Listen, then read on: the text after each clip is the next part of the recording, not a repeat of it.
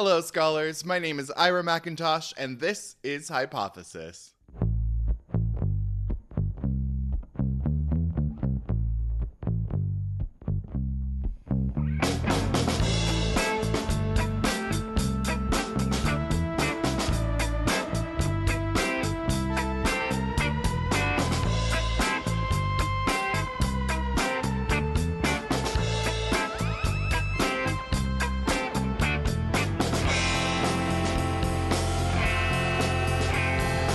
Hey there, everyone. Welcome back to my office. It's time for another episode of Hypothesis, and today's episode is really incredible. I got a chance to bring my good friend Alan Herrera onto the podcast.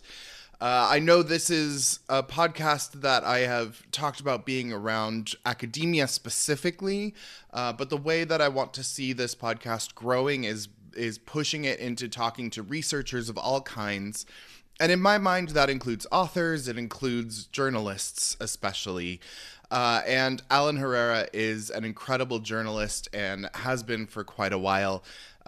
So I jumped at the chance to get to talk to him, and I really hope that you enjoy our conversation. He and I have talked a few times before, and he was on my previous podcast that you may or may not have listened to. But he has some really incredible stories and some extremely wise insight into journalism and the world as it stands and whether or not higher education is worth it. And we also get a chance to talk about why it's so easy for us to jump to conspiracy when scary things happen. So I'm glad that you're here because this is an incredible episode and I can't wait for you to hear it. Alan Herrera is the editorial supervisor for the Association of Foreign Press Correspondents, where he oversees the organization's media platform, foreignpress.org. He previously served as AFPC USA's General Secretary from 2019 to 2021 and as its treasurer until early 2022. Alan oversees editorial operations, communications, and podcast production for the largest and only press freedom organization in the U.S. that caters specifically to the foreign press, spearheading its strategy, producing and hosting the Foreign Press podcast, and liaises with key stakeholders including high-level political figures, CEOs, thought leaders, and more. He has collaborated with such individuals as Amanda Ellis, the former New Zealand ambassador to the United Nations, Brett Bruin, President Obama's former head of global engagement, Keith Rockwell, the former WTO media relations head, and even the respective communications leads for Toyota and General Motors. Alan edited Being a Correspondent, the first new journalism textbook to be published in the U.S. in years.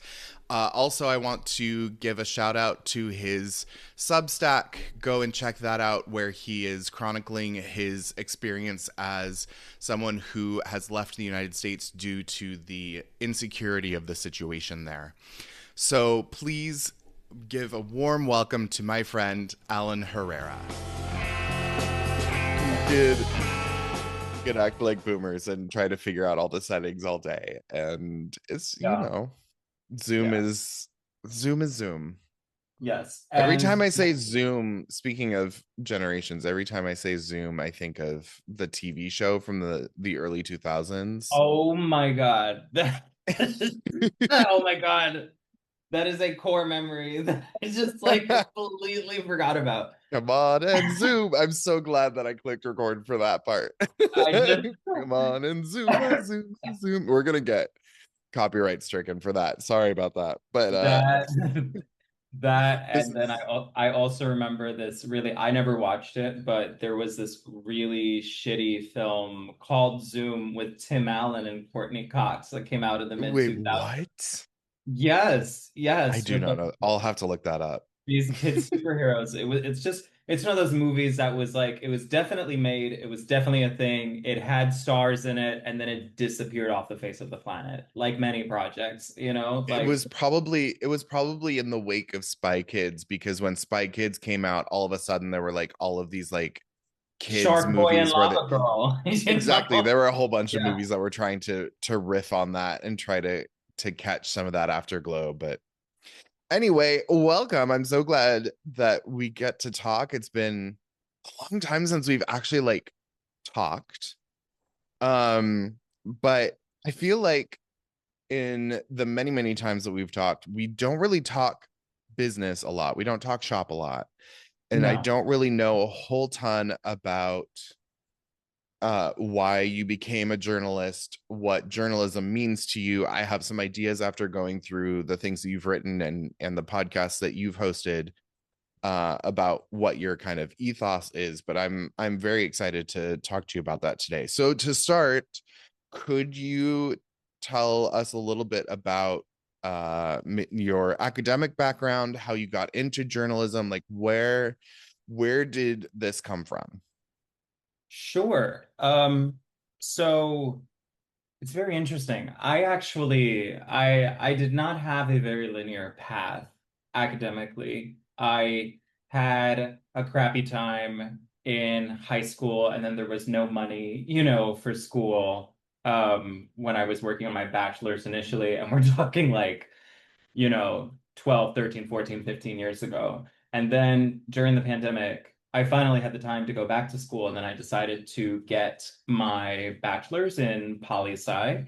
And that in itself was actually great because it supplemented and was a very nice complement to what I was already doing at the time. Mm, So I was very fortunate to get a break in journalism and in press advocacy. I would describe myself as more of a press freedom advocate these days, mm, definitely. I feel that that is more important than ever in light of certain national events in the case of the United States. And then, of course, yeah. globally, we're living through an age where autocracy is on the rise and we're seeing democratic backsliding all across the globe. So it's very interesting to be a part of this right now. In any case, so I was fortunate to get a big break. When I was in my early 20s, I was working for a time on the social media team for the Star Trek actor George Takei. And I was doing that, and I was running the content division. It was very informative, very educational, gave me a lot of insight into how social media works, right? And just Mhm. how crucial it is and how crucial it has been for so long now, right? In the grand scheme of things, not too long, right? But for so long now, it has had an outsized effect on the information ecosystem. So, uh, as the situation in the United States became more and more polarized, I found myself feeling very frustrated because I didn't just want to be reporting on or covering or editing pieces all about domestic politics. I felt like there was just something much larger at work here, much more important than whatever the hell Donald Trump was saying from day to day, right? And that's definitely a much longer, a much larger and longer conversation about how news outlets have just dedicated way too much time, right, to any sort of thing that he says to distract and to deflect attention from, much larger things such as the Iran war or the Epstein files, blah, blah, blah. But um, I realized that ultimately I care about journalism as an avenue for people to be informed. And when people are informed, that lends itself to good governance. If people aren't aware of the facts of what exactly is at stake, they won't have the information, they won't have the tools, shall we say, the tools in front of them to vote for people who will best represent them the way that they need to be represented, right? Yeah. It's really as simple as that.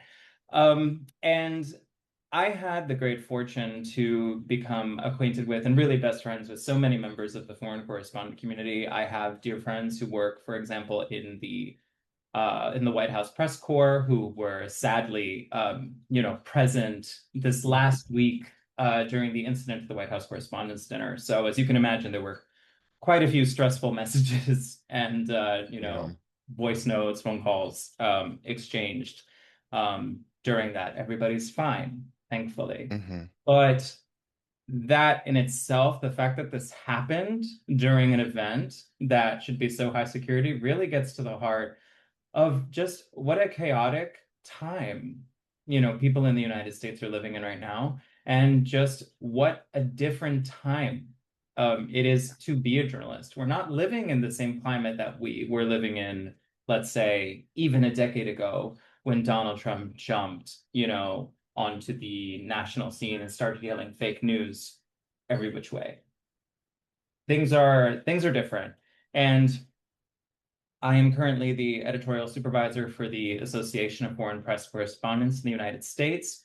And we advocate for the foreign correspondent community because historically, foreign correspondents have always had fewer resources available to them than their native born counterparts, than the American journalists that they work with. So the Association of Foreign Press Correspondents, and I gave a talk about this at NYU a few months ago, which I'm very proud of. It was a lot of fun.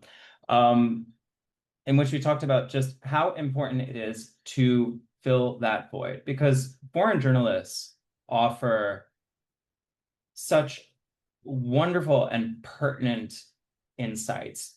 US news can feel and can be really very insular, truly focused just in the United States, largely on domestic politics. A lot of American reporting has failed to put the events that happen within the United States into a larger global context. And that's where foreign journalists come in.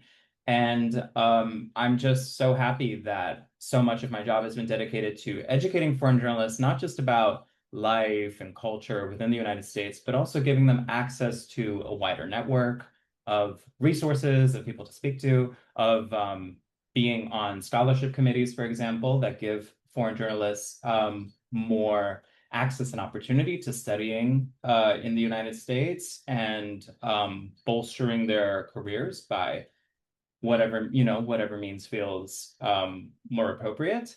And all of this has ultimately lent itself to just stronger reporting. And it is more important than ever. And if it wasn't so important, then the government wouldn't be constantly pushing back against it. That's really, I think that's an important point to make. Well, so you brought up a few things that I want to talk about, but we'll get to them because I definitely want to talk about the Correspondents' Dinner, and I want to talk about a few other things that you've talked about. But um, the first thing that you brought up that I want to circle back to is the idea that that a journalist's job is to educate people on what's happening and what is going on in the world. And it makes sense that along with traditional academia, where we think of people being educated, being attacked by the current government in the US, we also see the press being attacked in the same ways. Because if the population isn't informed, doesn't know what's happening, and doesn't understand those larger contexts that you're talking about, it's easier to tell them what to think. It's easier to get them on the administration's side. In effect, sell them propaganda. I don't want to use the term and say it's definitively propaganda, because propaganda means very specific things in very specific contexts. So I don't like to throw that word around necessarily. I'll let you do that do that if you want to. But it does, I think it's an important point to make that all countries in effect do have a duty to control their national narrative in order to push an agenda, and for good or for bad. All countries do that, and all administrations have a desire to connect the news and connect the education to their ultimate goals in order to get the people working under them, voting for them, on their side. And for some presidents and some administrations, that has meant bolstering education and making sure that your populace is actually fully educated and able to think critically. And in others, like the current one, trying to undermine that ability to think critically and to ask questions and to ultimately question authority, as good citizens should do. You know, um, so I think that's an important point to make. And then also talking about your education and your background, the fact that you were working in this field before you had even finished your bachelor's shows, or it backs up a point that I like to make, that academia isn't the only route to these careers. That sometimes it is a faster route because it teaches you skills and fills your toolbox a little faster, and sometimes helps you network a little more quickly. But it isn't the only way to get there. And in fact, especially in careers such as journalism and the media, sometimes it can be a lot faster and more useful to do to just get in there and get your hands dirty and start working, whether it's as an assistant or get thrown into the deep end and say, hey, write 500 words by tomorrow. Like sometimes that is the better way to learn those skills. So it's encouraging to hear stories from people who haven't gone that traditional route and have that kind of circuitous way. I guess my coffee is hitting a little too quickly right now. That circuitous way through their education to get to the point they want to be at. Just to show that it isn't necessary. It's good and it can be very useful, but it isn't a necessary direction to go. I'm always going to support any and every opportunity for people to educate themselves. I certainly, I used to suffer from really bad imposter syndrome, terrible imposter syndrome, because, so much of life so much of life is networking. That's so important. It is, I know the cliche, right? It's not what you know, it's who you know, but it is very, very true. It's very, very true. Mm, So in my early 20s, I just had, the good fortune of meeting the right people at a party that I just happened to be invited to. And then mm-hmm, all of a sudden, next thing you know, I'm working in social media for, this big actor, and then getting to meet mm-hmm, other people. And it was actually through that job that I ended up becoming friends with a wonderful foreign correspondent, the esteemed Greek journalist, Tanos Damatis, one of my dearest, dearest friends, and always a longtime supporter.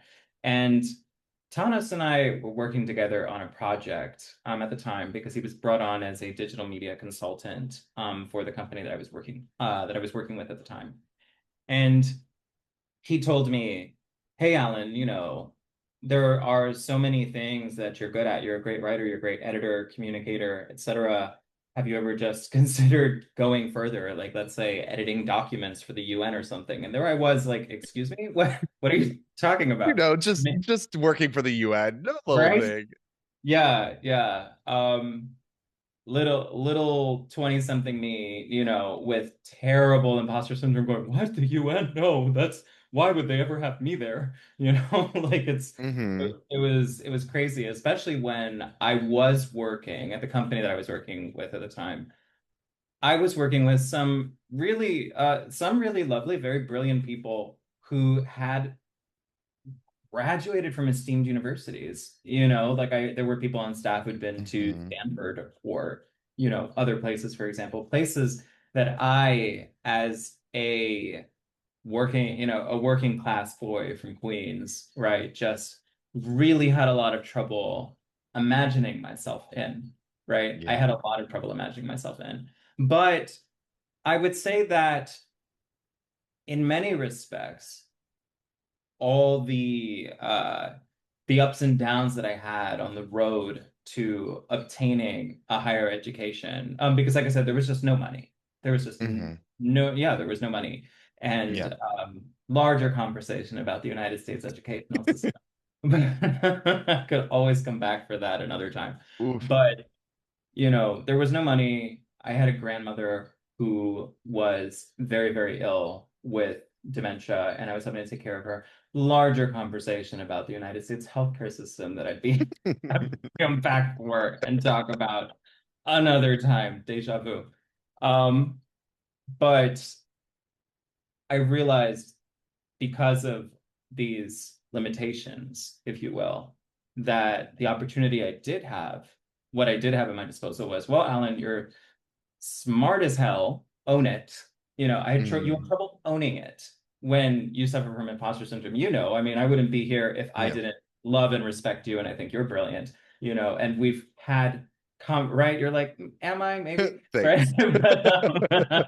But but the thing is, and for whoever's watching us, listening, to this right now, they'll know that like over the years, you and I have had many conversations, right, Hmm. about imposter syndrome and moving forward, finding yourself as Hmm. as a writer, as a creator, as an artist, as a personality, as something, right? As Like a who am I person.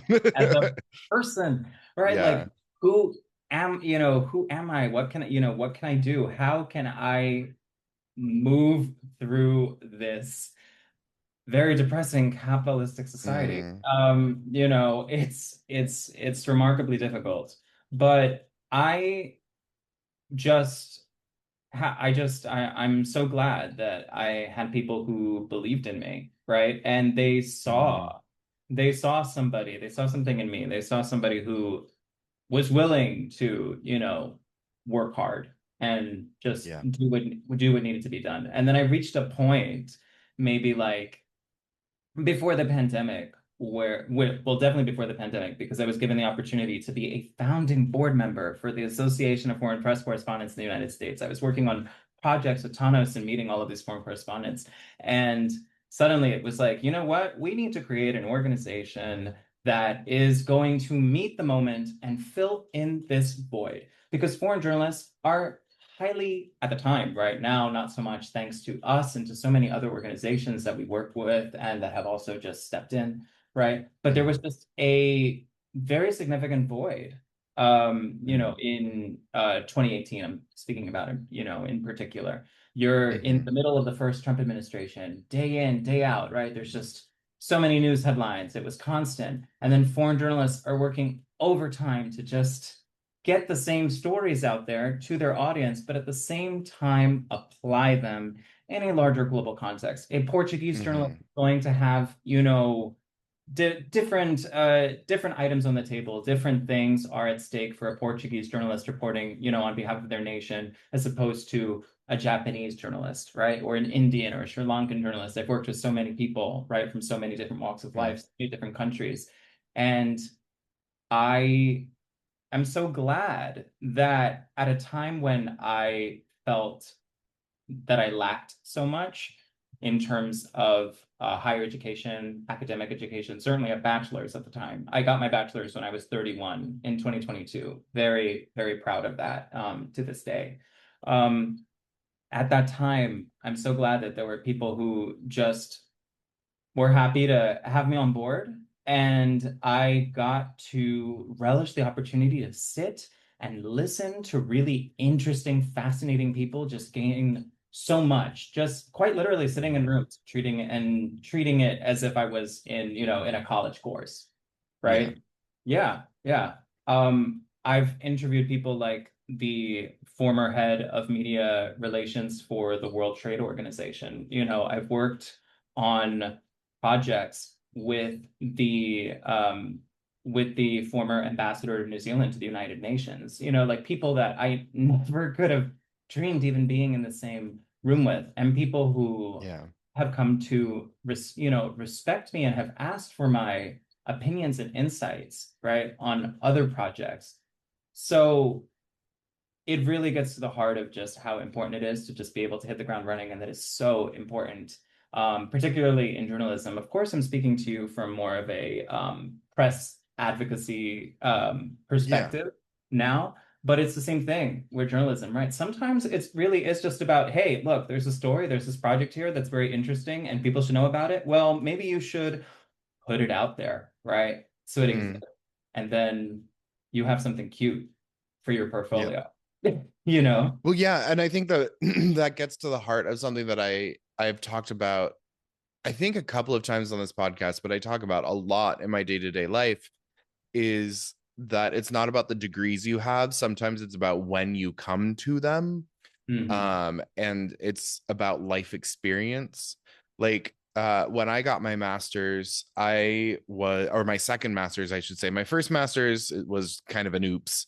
That's I haven't told that full story on the podcast, but it's not necessary at this moment. So the first one was an oops, and then not wasted. I waited 10 years and went back and got a second one that I just got or just finished last year. And during that time, I was in my mid 30s, and I was studying with people who were in their early 20s directly out of their bachelor's programs, and they were exceedingly smart people. They knew how to research, they knew how to write. I didn't necessarily have that academic writing background because my background was in music. So we had different things both going for us and working against us in that context. But something that I found really worked in my favor was the fact that I just had a little bit more life experience. So when it came to figuring out how to find information and where to look for information and finding different terms to get better information for things, I just intuitively knew how to do that because I've had to do that on my own now for the past 15 years. Versus the younger members of my cohort had to ask questions and had to spend a little bit more time figuring that out. So their process wasn't as streamlined as mine. And then ultimately what that meant for my thesis and my work was that I was able to dig a little bit deeper, a little bit more quickly, which again worked against me in some ways because I started with a bunch of research questions. Then by the end, I had a completely different set of research questions because I dug a little too deep. But that lived experience really helps.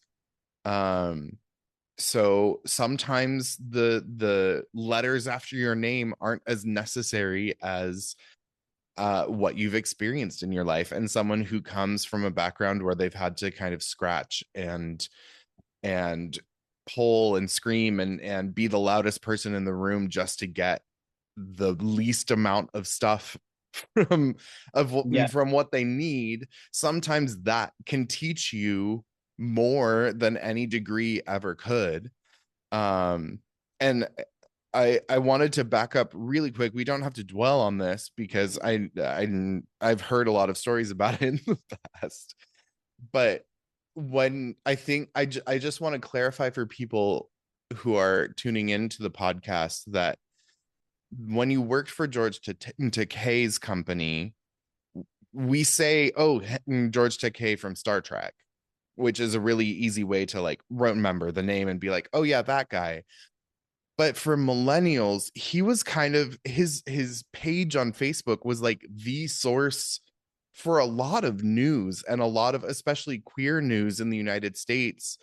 You knew when you saw one of his posts pop up in your timeline that it was going to be good information, it was going to be timely information, uh, and it was going to be, I mean, biased in the in the terms of it was queer media by queer people. So like yes, there was a Progressive. bias there, but Yeah. ultimately it was good information coming to you. So it was, it's, I just want to make sure that those who aren't in our generation understand that it wasn't just you were working for this guy talking about how he's on Star Trek. It was a news source, like a fairly reputable news source on Facebook, and of course elsewhere. But that's where a Yeah. lot of us got those articles and posts from, was on Facebook. And I remember in my thesis when I was writing about queer people on Facebook,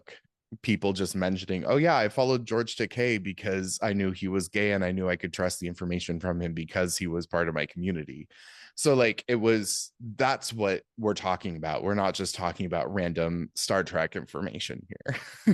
Yeah, no, absolutely. And this might come as a shock to people who do know who George Takei is and know about Star Trek when I say that I still to this day have never seen like a single episode of Star Trek in full.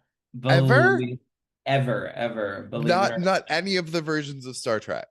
nothing in full, nothing Oh, that we like got to work on that. I know, I know. Well, And I you know, don't just mean that as like a sci-fi fan. I mean that as if you are someone who considers themselves progressive, that show was so integral to yes. progressiveness on television. Oh, Yeah, it's it's the history is insane. Like what I oh did yeah. do, what I did do, aside from the clips that, of course, naturally I was exposed to over the years, so much of pop culture has been influenced by Star Trek, and yes, it's left a progressive stamp um just about everywhere, right? It was a Mhm. remarkable um, groundbreaking piece of television. So I am, of course, not by any means, ignorant Yeah. about any of that.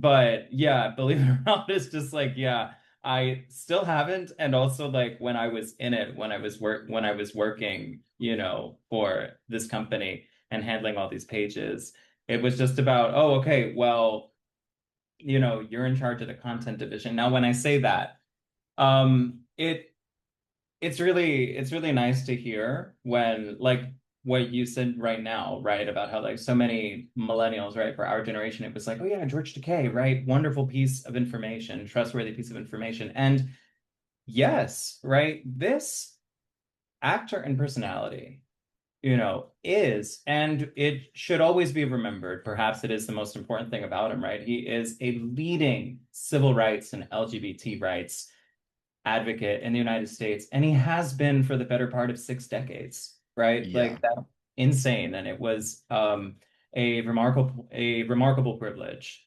to work on that team and to, as the editor on the content team, just have an opportunity to promote progressive policy initiatives. So, for example, it was great to know that so many people knew about things such as, off the top of my head, um, the very unfortunate legislation, for example, more than 10 years ago out of North Carolina that was targeting transgender people just, over them wanting to use, the bathroom, right? Yeah. All of that. So many people got to know about these issues and what people in the South, right, were facing as Hmm. LGBT, anti-LGBT bias and attacks ramped up, right? They got to know about a lot of this stuff because of, the reporting that was on that page. Yeah. There was also a very healthy science division as well. And that was especially fun because George,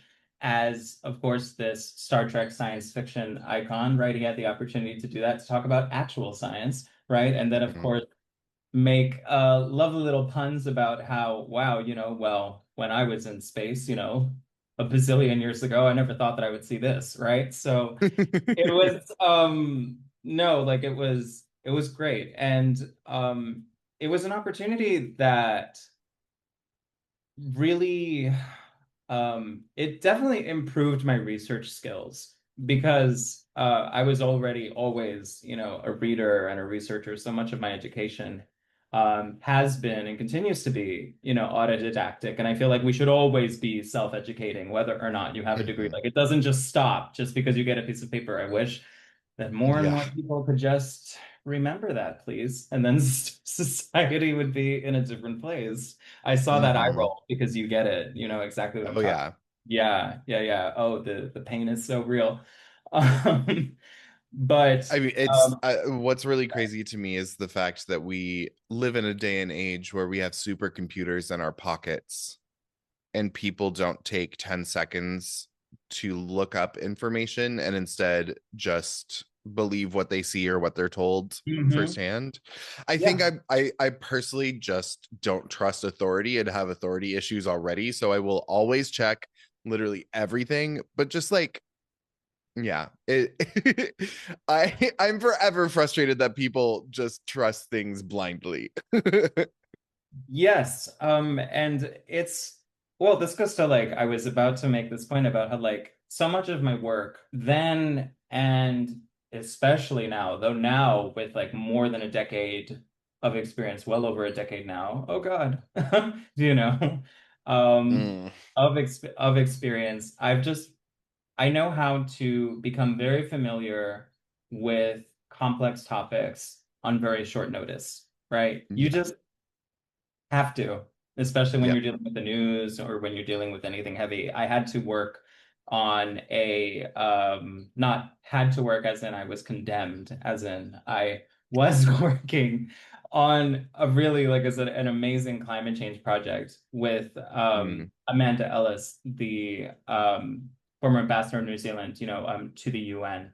Right. And I just had to become familiar with like all of these climate change topics on short notice. And I even had the chance to host a climate program with these really amazing, scientists doing all this great stuff, including like I got to interview and this is just me being like such a nerd right now, right? Because that's the best part, right? And I know that you get it. It's like when I had the opportunity to interview the National Geographic Explorer in residence, I was like, please, like I could just die right now and I would be happy. Like this is, so cool. And we were talking about, the dying ocean. But in fact, there was a lot of promising news that he shared with me. I'm being sort of facetious about the dying ocean, but also please take care of the planet. He shared, right? Please take care of the planet. He shared with me just all these things. Projects like this taught me that, there's so much more that isn't being reported, on a regular basis. And in order to know about these things, you have to go to the experts and you just shouldn't believe, like you said, right? Shouldn't believe everything that you see online or that you just hear in the streets. I mean, I am so thankful that my kindergarten teachers in my very underfunded kindergarten and first grade, from what I remember, very underfunded school, in a very poor working class neighborhood in New York City. We still had a computer lab, and I got to learn how to use Google and Yahooligans, Mm. which was little happy little Oof. Google for 5-year-olds millennials. That's a Yep. throwback, right? And just I was taught how to have media literacy and news Mm. literacy from a very young age. I was encouraged to go to the library and just use this cute little thing called the Dewey Decimal System, and Oof. right? Yes. Don't get me started. Right? Right. Says the man Good working, old, you good know, old, good old racist classist Dewey. Oof. yes, there are stories there. Yes. Quite a But few. yes, definitely. Sorry, Yes. continue. No, no, no, you're all good. I was just encouraged to do all of that. I remember Yeah. being 5 years old, and I was five when I got my very first library card, right? My mother took me, and the Mhm. library was, of course, so excited to see, oh, look, a little boy who's just happy to be around all these books, right?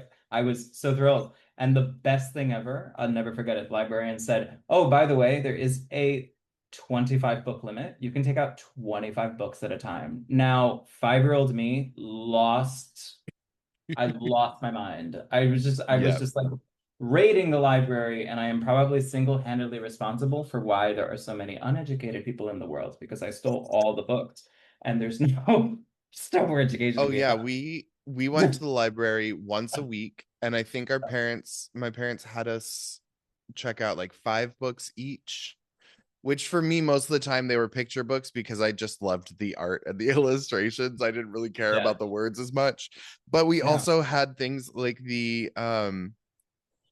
I don't know if you did in New York, the Pizza Hut like summer reading incentives where they I gave you remember had like something the like that. giant you had like a giant pin, and you'd get a sticker for each book, and when you got like 10 books or 15 books, something like that, you could take it to Pizza Hut and you got a free personal pan pizza. And We let did me do that. tell you, as a Yeah. person who was very food driven, that was a great way to get me to read. Like I We remember I had yeah. one book left and I didn't know what to read one summer, and I wandered into the theater section, into where all the scripts were, and I just like grabbed one off the shelf didn't even look at what it was, just grabbed it and checked it out and took it home, started reading it. It was A Raisin in the Sun. Oh, And I was like 12. And yeah. I read it and I was just like, what is this? This is incredible. And that was Oh, my it's introduction incredible. to that as a Yeah. 12-year-old because I wanted some pizza. So like bring back the Pizza Hut reading challenge. Yeah. Bring back the Scholastic Book Fair, please. And also the troll book catalogs and the Scholastic book catalogs, where every Oh, couple of months or so, we would just so get these good. beautiful catalogs into the classroom, take them home, and Circle them in a red pen. I want this book and this yes, book. I want this one. My mother would throw in, a check or money order or whatever in an envelope. I would bring it back to Yep. class. And then what? Like, it's funny because it must have only been maybe 2 or 3 weeks later, but it felt like an eternity waiting for the giant boxes full of your orders, to That's how I got my arrive. hands on Holes and Series of Unfortunate Events Yeah, and all yes. of like, oh, Lewis Sacker. I loved Lewis Sacker. Holes incredible. was a brilliant, brilliant book. Absolutely brilliant. The movie does not do it justice, and the movie's amazing, but it doesn't do it justice. The movie's fabulous, and I love that cast. I love that cast so much. Hmm. But yeah, no, the book is great. And Lewis Sacker, I really fell down a rabbit hole reading a bunch of his books. I mean, and I still go back to them because like it's They're really great insane, literature. but they're so good. They're so good. Like, what was it? Like Sideways Stories from Wayside School, and Hmm. also Sixth Grade Secrets. Very Yep. emotional, really wonderful book. I adore his work, and I've Yeah. also gifted copies of his work, to people over the years, including younger cousin of mine who just warms my heart when, she told me, and I'm talking to you for people who don't know, I'm talking to you from the Dominican Republic where I live right now. I live in Santo Domingo. So greetings from very, very sunny today. Tropical paradise. We had rain yesterday. It was a relief. It was a relief. Yeah. Oh yeah. And yeah, no, I live for rain. Please. It's great. Well, But no, and then so yeah, backing up a little bit to you were yeah. talking about the importance of foreign news sources, and I think that ties in well with this conversation of media literacy and trying to get multiple viewpoints instead of just hearing from one Yes. direction. Like I remember from high school, I took I took a course on, I don't even remember what the class was called. It was like current events or something like that. But like we had to learn how to read maps, and so like we had to do tests where we just filled in the names of every single country, and they I'm still to this day horrible at geography, but then we also had to basically do drills where our teacher would give us a specific subject, then we'd have to come back with like six different countries newspapers talking about that one subject, and then what we could divine from all of those sources as kind of root fact in those articles, Mhm. by cross-referencing them.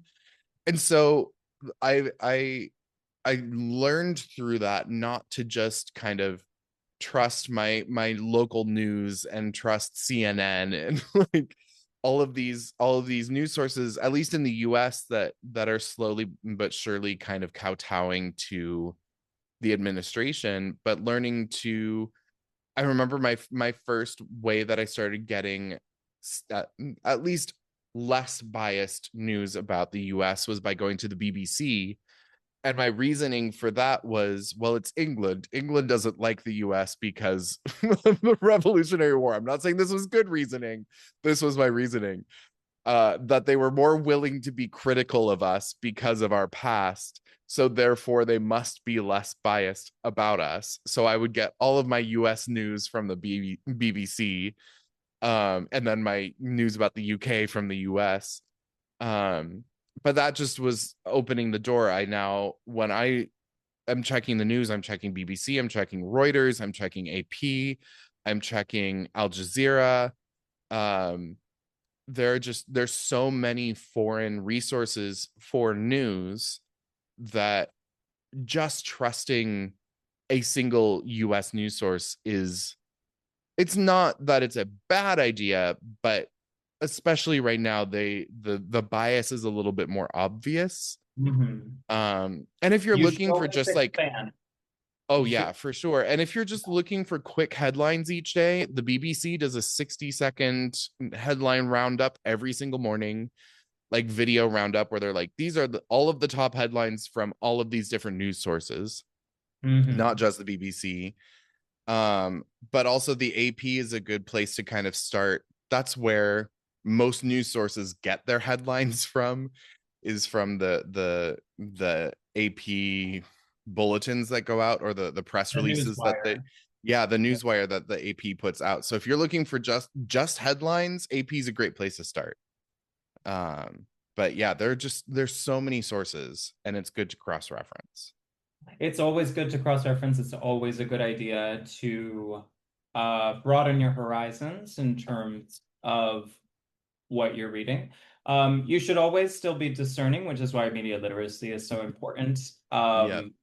Always, thankfully it's pretty simple, right, to be able to look up different websites and see who they're beholden to, for example. And nowadays, in Mm-hmm. our age of artificial intelligence, you also, and I mean, I hate to say this because it's true, right? But like, you also have to be so mindful of the fact that there are these very off and often very convincing AI generated websites that are made to look like authentic sources, but they have Mm-hmm. headlines that are completely critical of one political party or one movement or whatever. And that's left or right, that's all across the spectrum. I've seen, tons of examples. I mean, when I was writing my thesis, I was studying algorithms and how, specifically on Facebook, but how algorithms work and how they push stories to people.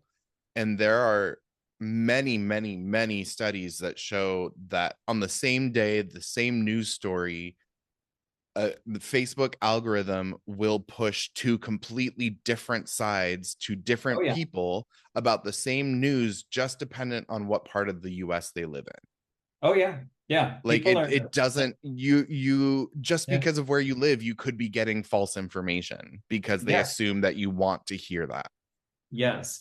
People are living in completely different news environments and Mm-hmm. completely different realities, actually, when you really Yeah. think about it.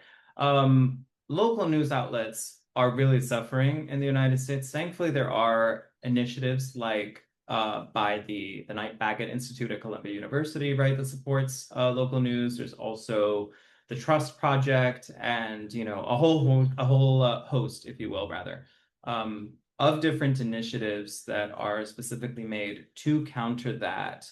But when you factor in,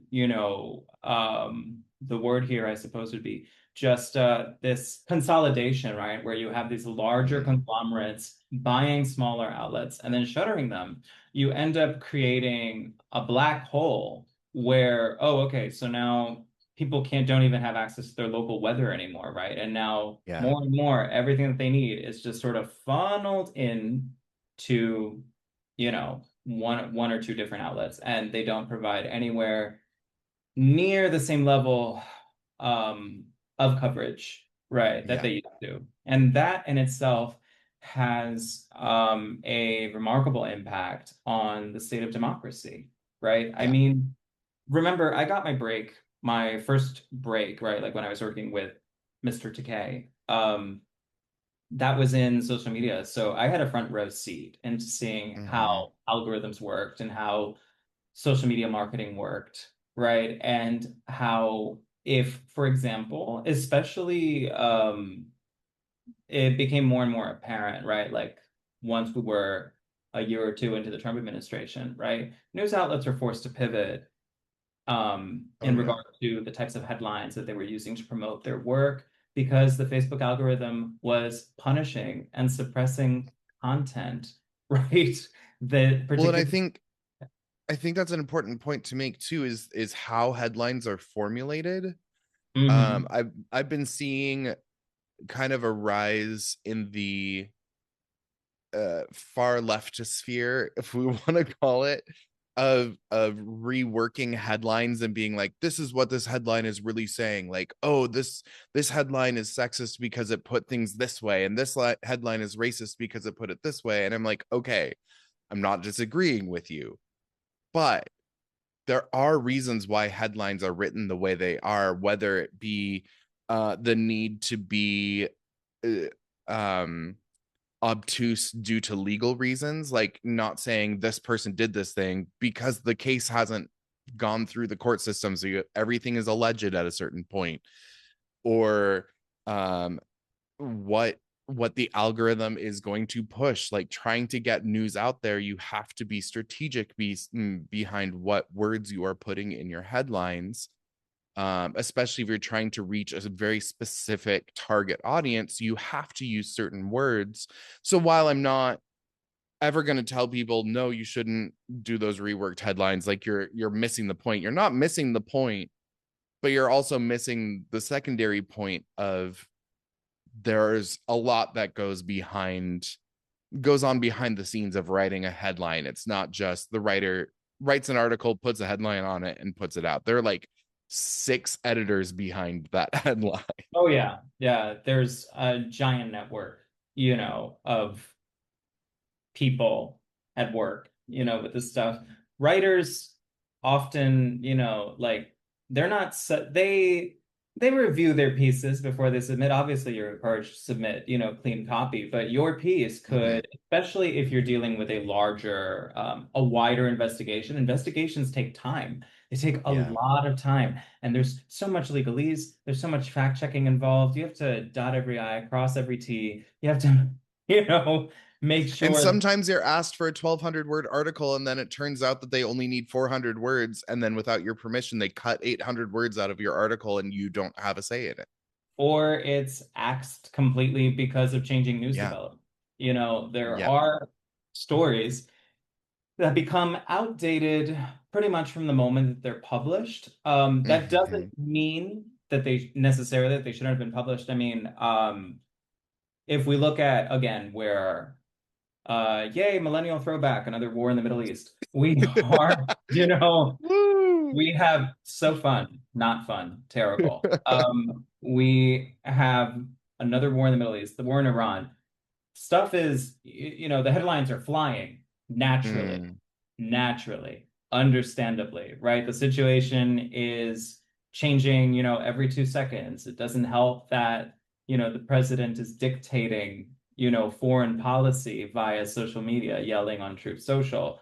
That in itself contributes, right, to just why these stories get outdated, right? Like 1 second, the Strait of Hormuz is open, now it's closed, now it's closed, now it's open, now who knows what, right? Now, my point here. Literally the most confusing thing. Yes, yes. Now obviously I'm being humorous here to make a point, but the point that I'm making here is that these stories become outdated because news develops in real time, and it's going to continue to be it's going to continue to be updated based on what happens. And just because a situation changed doesn't mean that the news outlet lied, or that they were looking to And doesn't mean the mislead information people. isn't useful. Exactly. It doesn't mean that the information isn't useful. You should always strive to have as much context as possible in order to generate as much of an informed opinion as possible, ideally while reviewing content across, different Mm-hmm. news sources and media outlets, right? But it's when so much of this high stakes stuff, so much of it, right, has such an outsized effect on people all across the world. We need to know. We need to know Yeah. what's going on, regardless of whether or not that stuff becomes outdated, 30 seconds after publishing, because then I want to know what comes next after that, right? Well, and that's one reason I love, and I know I've mentioned the BBC a couple of times, but that's one reason I like their website so much, because they do like live stories for certain things, for certain big events that are happening that are developing constantly, like the war in Iran, like uh silly things like the Titan the Titan submersible going Oh my missing, God. I that followed those that kinds of, obsessively. oh, Followed that way too obsessively. much. Yeah, But real big worldwide issues as well. They do this thing where they do a live development story. So not only do you see the article that has most recently been published about it, but they put it on a timeline of every article that they've released about that subject with the date and the time that the article was released. So absolutely. you I can love that. see, Yeah, it's amazing because then you can see, oh, this is the newest information. What were we thinking 2 days ago about this? Like what, how did the news develop? And it instead of burying those old articles and burying the articles that were less informed because they just didn't have all the information, you're able to kind of see that progression of thought and the progression of information being released. And it's so useful for understanding the context of a story rather than just, oh, this is a headline, this is something that's breaking exactly. news. Well, it's not Exactly. breaking news anymore, but we're able to Mhm. see how it Mhm. became what it Yeah. is. When it's presented in this format, which I'm so glad that you highlighted this, Syra, when it's presented in that format, it really gives people the opportunity to see. It gives them the opportunity to see that these events don't just happen in a vacuum, right? Yeah. Now, if official number one, for example, just making something up off the top of my head, if official number one hadn't said this, then official number two wouldn't have reacted, in such a way that then led to a chain reaction that led to event number 23, in Mm-hmm. the war. That's just how these things happen. We should strive to know, as much Mm-hmm. as possible. Obviously, within reason, of course, because there's so much information overload, right? There's so much Yeah. information overload. People do need to, I feel that people do need to be informed as much as possible, but they also need to safeguard their mental health. Mm-hmm. Because again, these events do have a spillover effect globally, Yeah. that I think many people within the United States in a media environment that has become more and more constrained over time, especially as the administration continues its attacks against the First Amendment. I feel that it's just important to point that out. I mean, as I mentioned, I live in Santo Domingo in the Dominican Republic, and here I am on an island in the Caribbean, and you would think, well, we're not involved in that war. We're not going to be involved in that war. There's no indication at all that we're going to be involved in that war, thankfully. People have historically, the United States likes to intervene in Latin America. Otherwise, it likes to pretend that we Mm. don't exist. So we don't necessarily have this, gigantic role to play in global affairs, for better or worse. Now, in this case, just because we're just here living our lives doesn't mean we aren't affected. Yeah. The price of crude, right?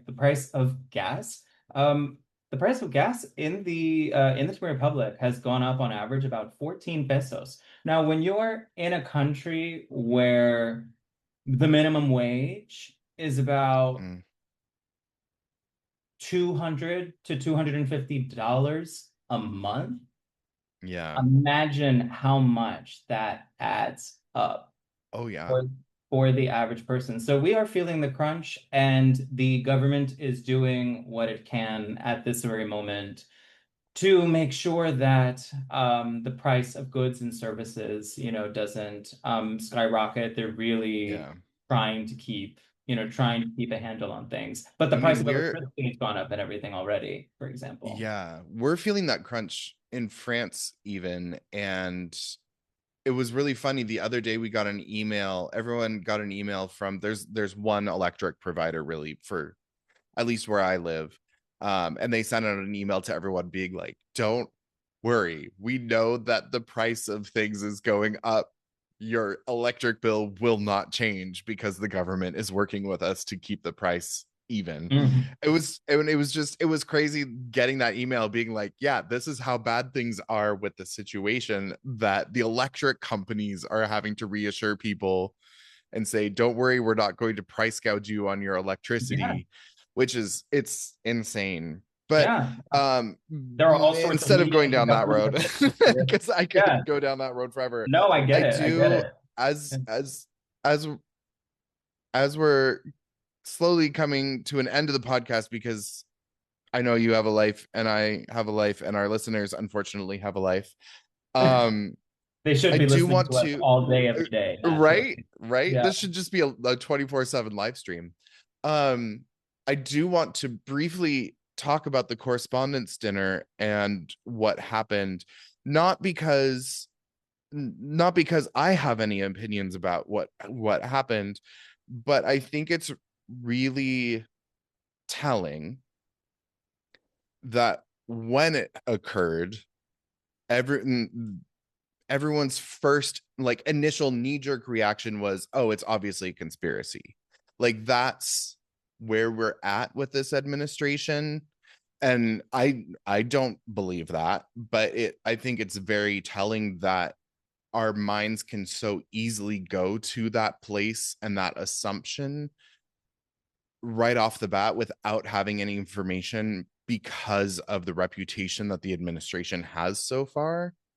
So I was just curious what your experience of that is, having had friends in that room, but then also how we can work against that reactionary conspiracyism.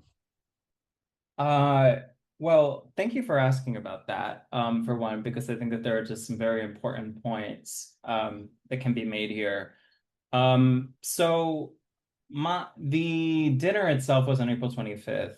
That day I was having my birthday was the 24th, and I was having a party that night on the 25th with a bunch Ugh. of friends here in Santo Domingo. So right before the party started, because Dominicans party late, nothing is early. Everything's on island time. It's great, you know. The point here is that like before the party even started, I just, opened up my phone and I saw just text messages and all, and also Instagram updates and all these things about stuff that had been going on at the White House Correspondents' Dinner. I thought, oh my God. Now, it was very scary because for several days, right, I had had colleagues posting social media updates, talking about the event. I had colleagues who participated in just organizing the event, right, who, of course, Mhm. are active, in the organization. Um, and then it was just really scary to know that this had happened when, again, earlier that day, I had just seen red carpet photos and my friends posting their, their dresses and their tuxes and all this stuff. Mhm. And it's just, yes, the situation in the United States for media is it's a very stressful environment, and it is a very the word here is the word is not coming to me right now, but my point here is that it is a very stressful environment. There are so many things I could say about this, right? Oh Because it's yeah. it's such a loaded topic. But it's a very difficult time to be a journalist. It's a very difficult time, Mm. painful even for many people, to be a member of the media, especially during this period of heightened political polarization. And yet, the dinner itself, ideally, right, should serve as an opportunity to celebrate the work of correspondents who are doing the remarkable work of getting updates from the administration, sending them out across the country and around the world and putting them into the appropriate context. And ideally, there should be a healthy relationship between members of the press and whichever administration is in power. Now, obviously, that is not the case with the Trump administration, considering Yeah. that, for instance, some people in that room were journalists who had sued the government, for example, for violating the congressional mandate of Voice of America, VOA, Mhm. right, to limit its reporting. Voice of America used to, transmit to places where press freedom is in short supply, around the world to hundreds of millions of people around the world yearly. And now it's been reduced to a staff of very few people, and now it's only transmitting in 6 languages, right? Which is a fraction of what it used to, Hmm. right? And yet these people, they still showed up. They were Yeah. still there, right? Standing up for what the free press should ideally signify and what it should continue to trumpet out Yeah. despite um despite any whatever political hostilities might exist. So I went ahead with, my birthday party was a smashing success. I had a lovely time. My friends were, every now and then they were like, "Oh, are you checking?" And of course I was, just like periodically looking at my phone. And then I saw that Trump was safe, members of the administration were safe, and that my friends and my colleagues were safe. Now, it's sad that so many people immediately jumped to this idea that, oh, it's a conspiracy, it was planned, or what have you. These people's lives, people who I know and some of whom I Hmm. care about and love very dearly, right? Their lives were at stake in that room that night. And it feels like their lives and their work suddenly just seemed trivial, right, to anybody who was looking to score political points. Now, I am not saying this to say that the Trump administration doesn't have a lot to answer for, right? Considering how many conspiracy theories, right, and misleading information and outright lies Yeah. administration puts out on a daily basis. This is just Yeah. a fact. Considering Donald Trump's history, you need only look, at what's going on with the Iran war. You need only look at his continued attempts to relitigate, the 2020 election, despite being president. Now he's relitigating the 2024 election and has been ever since he got in, right? Yeah. I had a conversation with a colleague about all of this, right? And there was one thing that came to mind that struck me. The administration and Donald Trump, with their history of deflection and distraction, a very long history of it, they'll keep on saying whatever they need to say so that way we exist um, in this world where we're just responding to whatever came out of Donald Trump's mouth that day.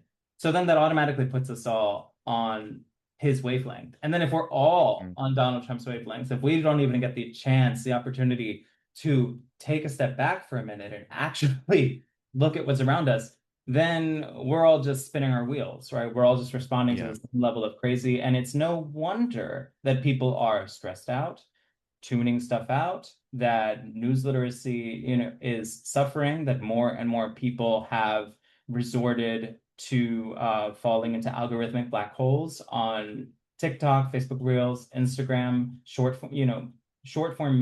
relying on short form media to such an extent that you're not going to get the sort of detail that events such as this, events that carry such gravity in the grand scheme of things.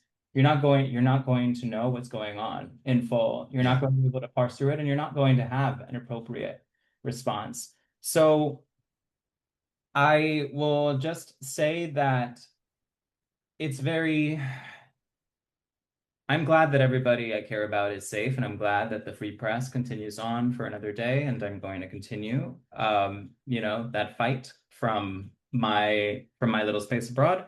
But I will say that one thing that does keep me going is sitting here in the Dominican Republic, in a country where I'm sitting in a country where democratic institutions are very robust and continue to strengthen, and that gives me the strength to keep moving forward. I just Mm. want to point out that recently the VDEM Institute ranked the Dominican Republic is one of the leading examples of democratic progress in the world. The Democracy Report 2026 found that global democracy has fallen to levels that have not been seen since 1978, and there are more autocracies than Yeah. democracies. Nearly 74% of the world's population lives under non-democratic rule, at this very moment. That's a very striking statistic. And yet, in that context, the Dominican Republic, a country I love dearly and that I am fortunate to be, a citizen of, is an exception. It's just one of just a handful of countries that is strengthening its institutions and it's strengthening its institutions amid widespread democratic backsliding. There Yeah. are eight democratization processes going on worldwide, according to VDEM, and only three involve countries that were already democratic and that are now deepening their democratic ties. And the Dominican Republic is one of them, alongside Sri Lanka and the Solomon Islands. So that's not so bad for a Yeah. tiny Latin American country that has had a history of dictatorship, yeah, and Yeah. violence against members of the press. So that keeps me going, and I feel an affinity not just with my people here, but certainly with the people in the United States, and I feel motivated and galvanized to support a healthy democratic process here, a healthy press and information environment here, to then that would hopefully, right, serve as a model for people who are continuing to fight the good fight in the United States. So I'll end it on that note. Perfect. On that hopeful note, let's segue into my synthesis questions. So this is the end of the podcast. I always ask all of my guests 7 rapid fire questions. So are you ready? Okay. I So question number 1, what is your typical executive dysfunction and or rest day activity? Typical executive dysfunction or rest day activity. Oh Yeah. my God. Let's see. Well, when I'm not scrolling on Reddit and reading nonsense and celebrity gossip. I'm a big movie buff. I'm a big film watcher. So if I can just chill and get to enjoy cinema, I am a very happy boy. Yeah. I think the last movie we watched together was The Haunting. You introduced me to the original The Haunting Oh movie. my God. You And you if adored anyone it. out there hasn't seen it, oh, it's so good. I made my Uh habanero chili that evening and just enjoyed The Haunting. It was great. yes. Yes. Question 2, what is your favorite setting for working on your research or for writing an article? Favorite setting. Well, at the moment, I have an amazing desk setup that I am enjoying sitting in while I talk to you. I think that it's so important to have a proper space, where you live, however you can set it up. But I am fortunate to live in tropical paradise, and there are so many lovely coffee shops, Mm, flanked by these towering, gorgeous palms, nearby. And I'll rub just it in. go. Just keep rubbing it in. Yes, yes. I'll go and get a matcha latte and Mhm. just do some reading. And it's great. So, What is one thing an advisor or a mentor has told you that has stuck with you? And this could be good or bad. hmm. A mentor who I really, really love and care for, she is a dear, dear friend, told me once that I have value. It Mm, was just, it was really something because this is a woman who, for context, I was suffering through just going through some severe mental health issues at the time, and she was worried about me and she kept calling to check in. And me, of course, being very mentally unwell, was not answering my phone. And then one day, finally, I picked up my phone and she said, "I'm so happy to hear your voice. I just want to let you know that I know exactly that, I know what you're going through because you've been very open with me about it in the past and I was very concerned about you. But so much of, what you feel is rooted in this imposter syndrome that, and it was a total read and it was totally accurate. She said that is rooted in this imposter syndrome that is not at all rooted in reality because Mm. you need to see what I see. You have value and you matter. And it made me feel much more capable. And now, several years later, this was what I'm talking about happened about five or so years ago. I am much more self-assured and I own my accomplishments. And I'm so grateful to have somebody like that in my life. If you could choose any other area of research, what would you choose? Oh God. Well, I initially was my dream when I was younger was to be a full-time film critic. So if anybody wants to hire me, to be a cinema historian or watch the Criterion Collection all day, I'm here for There's your you. TikTok hook. Do it.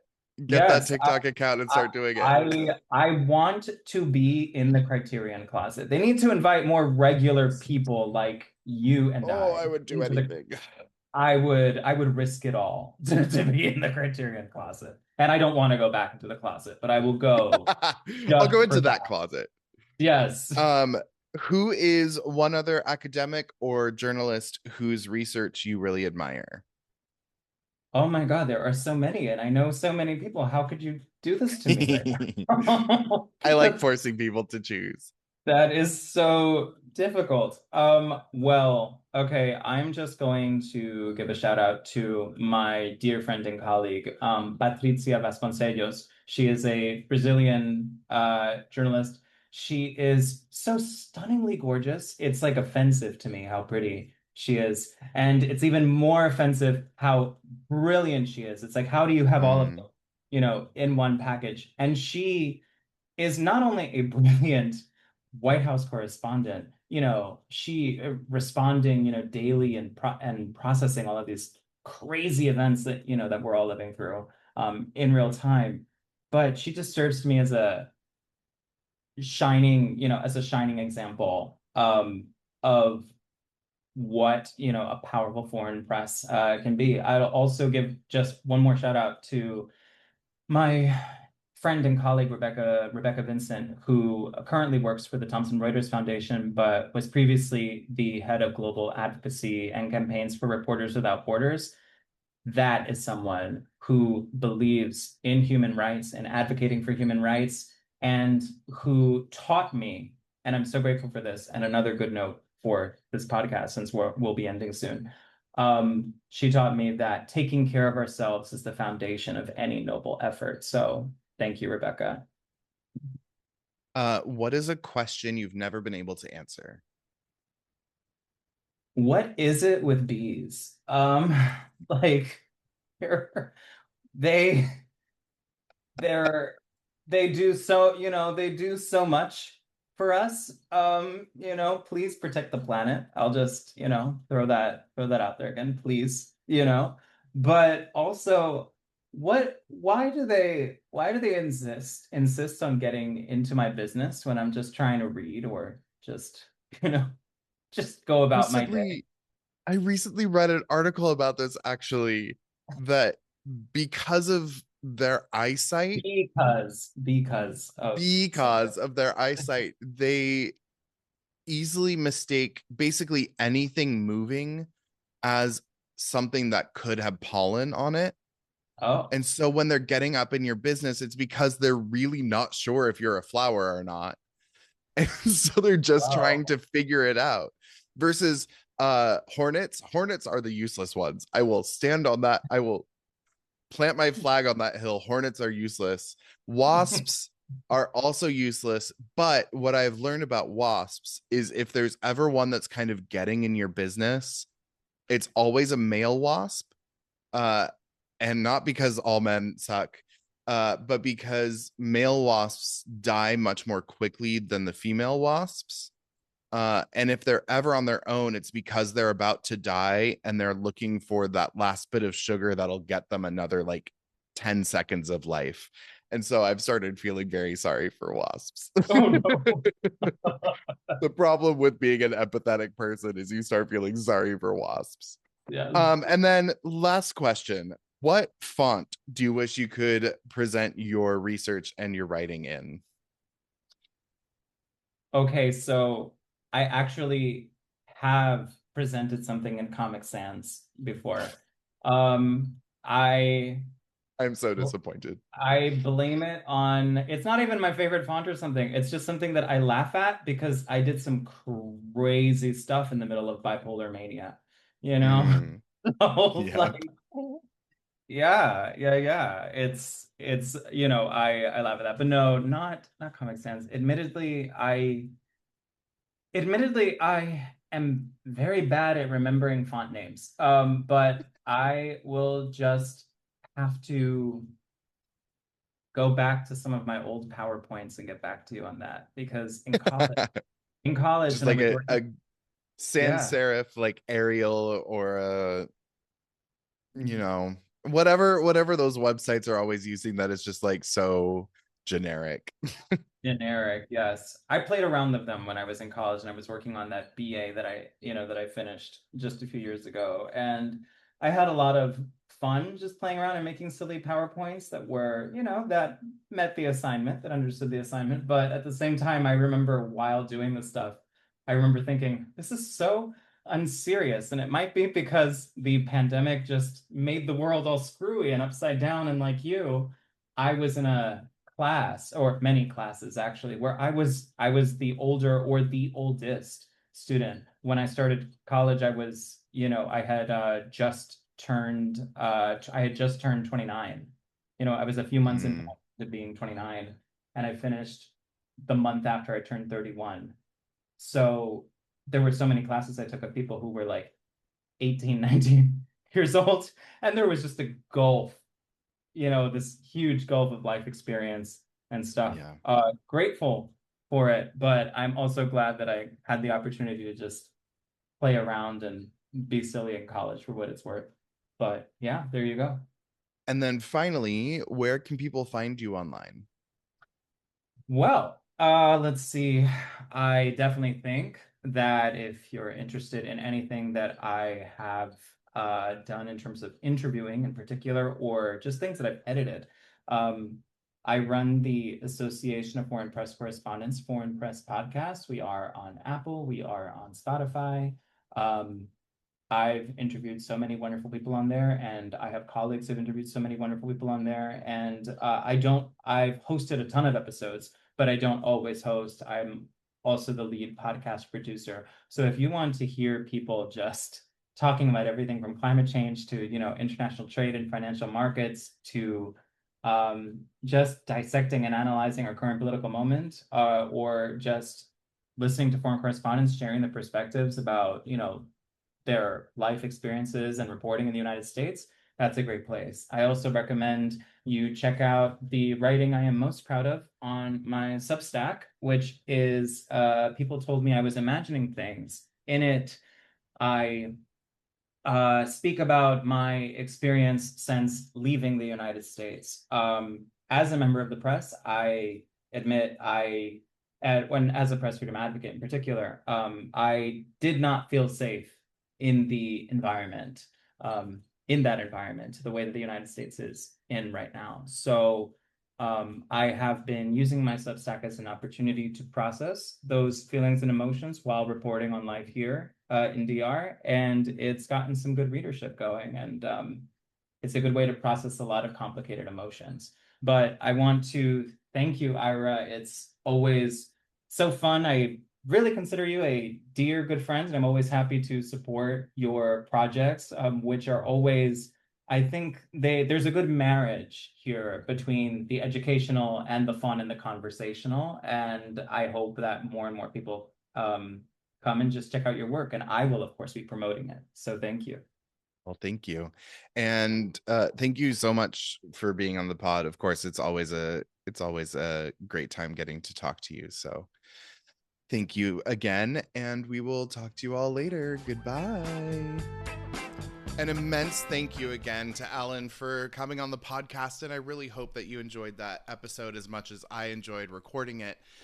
I really relish every conversation that I have with Alan. He's just so smart and really is able to see all sides of an issue as a good journalist does. So, thank you for joining us in that conversation. If you ever would like to ask questions of our guests, feel free to submit those to us on our Instagram at HypothesisPod.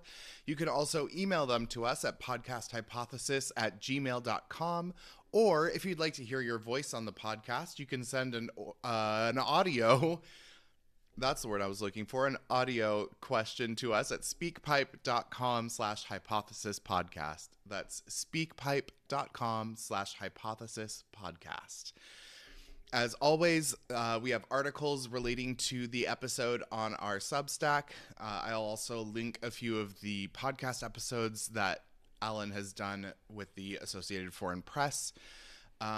Please follow us on all our socials. You can find me on TikTok at The Gay Ethnographer. You can also find me on Instagram at Ira A. McIntosh. And again, the podcast Instagram is at HypothesisPod. Please, please, please subscribe, rate, review, and share with your friends. And when you listen to the episode, make sure you download it, because that helps us to know how many people are listening so that we know when to do cool special extra things. So make sure that you download those episodes and subscribe so you know when all of the new episodes are have arrived. Let's fight misinformation together. Have a wonderful day and go read a book. Bye.